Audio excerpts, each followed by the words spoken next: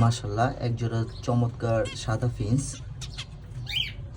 আমার সেটআপে ছিল, আগেও দেখেছেন। তো মাশাআল্লাহ এই ফিন্সটাও ব্রিড করেছে। তো কিছুদিন আগে 5টা ডিম পেড়েছিল, এখন বাচ্চা ফোটা শুরু করেছে। তো আপনাদের রেজাল্টটা দেখাচ্ছি।